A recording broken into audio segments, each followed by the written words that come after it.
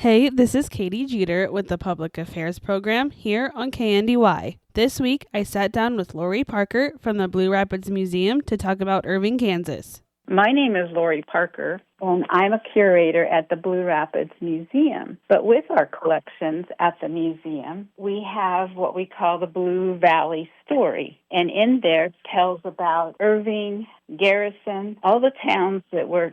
But let's talk about Irving.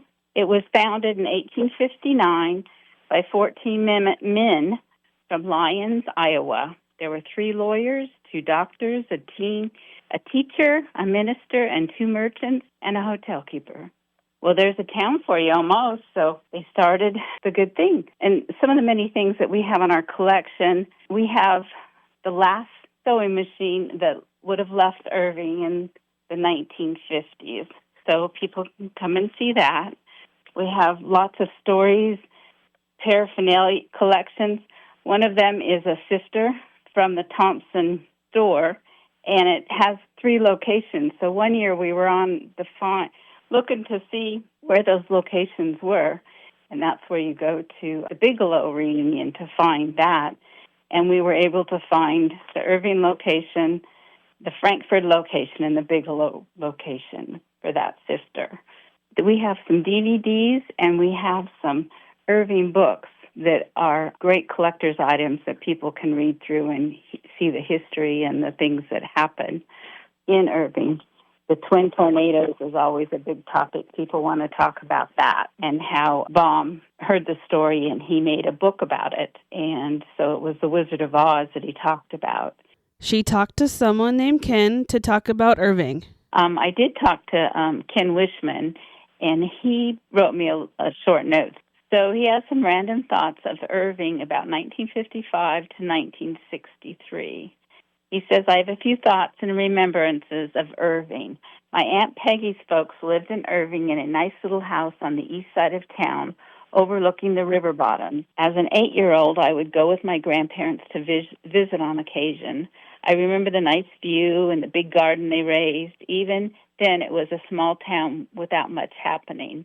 Again, with my grandparents, we would go to see the outdoor movies that were shown on the side of a building downtown on special Saturday nights. I remember grainy movies on the side of a rough building and popcorn. Seems like there was always a pretty good crowd. That would be maybe 50 people. The downtown was a short main street, maybe 2 blocks, less than a dozen businesses. The Thompson family was active in the Presbyterian Church, including the one in Blue Rapids. As such, we would, on occasion, go to their house as part of a youth group Sunday evenings. I remember being impressed with fine old house and all the beautiful trim. Little did I know at the time I would help Dad and Uncle Wayne tear it down. Once the Tuttle Creek Dam and water basin was started, the town lost much of its being. Businesses closed rather quickly and houses became vacant.